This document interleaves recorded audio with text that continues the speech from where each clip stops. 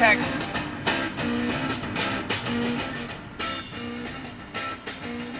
So somebody at church just asked me, how do I deal with online insults?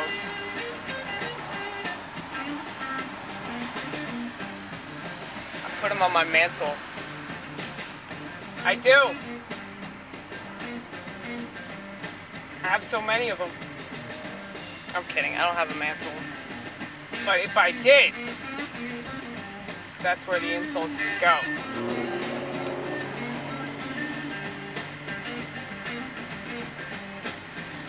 See, most people don't respond well to insults. They react because we all have an inner narcissist. Those of us that are aware of this try to take measures to remedy that, because we know that it's not a positive thing to be full of yourself unless you're amazing like me, you know?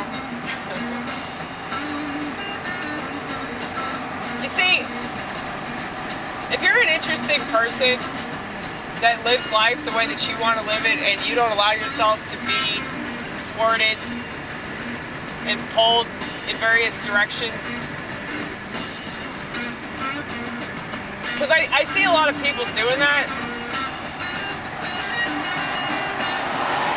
whether they're trying to be cool or they're trying to fit in, or maybe they just don't want people to make fun of them or think that they're weird or whatever. It's like, I just don't have that problem.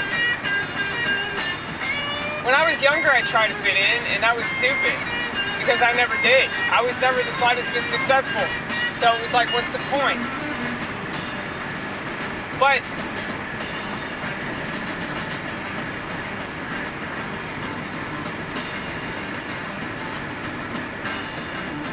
I like insults because they prove to me that I'm living in such a way that offends people. So me playing music at 3 o'clock in the morning and not being very good at it, that really pisses off people in the vortex. That's the internet, mind you. That really pisses off people in the vortex that don't have any fucking content.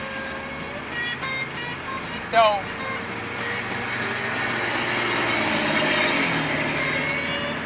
I always thank people for insulting me. Thank you for the turn signal. We love you. We love you. But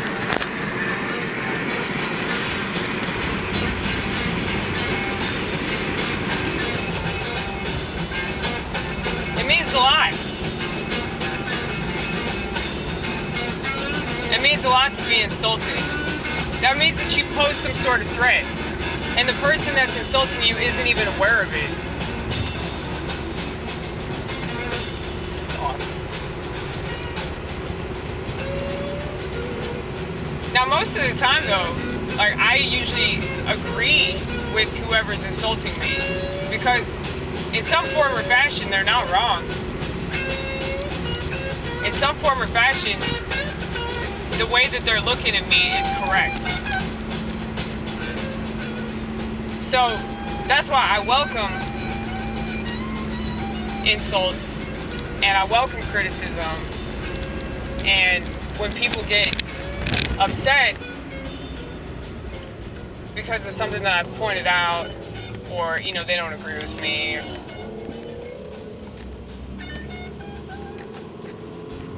it's not necessarily because they're wrong, because, you know, if I pretend to be them, if I take myself out of it completely, I totally understand why they feel the way they do.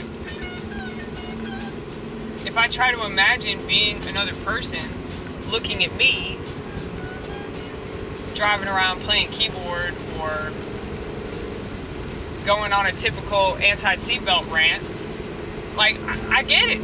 I get how I sound. I get how I come across.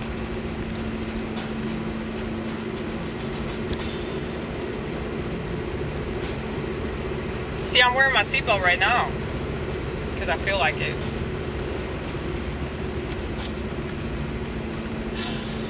Just depends on the day, man. it really depends on the hour. It depends on that particular minute. What do I feel like doing right now? Do I feel like fighting a man? Anyway, I feel really high right now because I just got out of church. It's Palm Sunday today, so we had this palm. It's not a real one. Just waving it around, walking up and down the street, doing our little procession, freaking out all of the non-cult members. I'm sure that if any regular-ass Christian attended the Orthodox Church, they'd have to assume that it was a cult. Now, there are plenty of churches that I've attended prior to joining the Orthodoxy that had very cult vibes.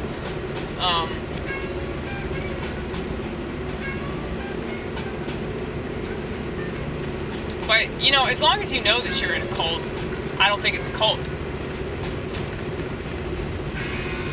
That's why I say what I say about the 12-step program, because it just seems like a lot of people in there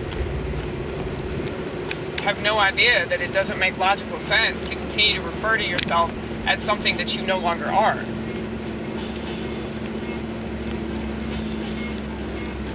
But the fact that you're so scared that you're going to relapse unless you continue to call yourself an alcoholic, even though you haven't had a drink in God knows how long, it's just very strange. That doesn't make it all bad, though. There's good in everything. Even like the most despicable evil in the world, you can still find good in it. Because it's possible. All things are possible with God. So, if you try hard enough, God will reveal himself in every sordid situation. But, you know, I think that people are proven that they don't really believe in the things that they say they believe in if they don't want to try a little harder to see the good in people that they've been told that they're supposed to hate, or those people are really evil and sick and sinister and all that. Yeah, which means they're like, they really, really need God. We need to remember that. Like, we're extremely blessed to have that option, whereas these people that are supposedly our enemy, you know, they don't have that option. They don't know that that option is real. That's why they trust those scenarios.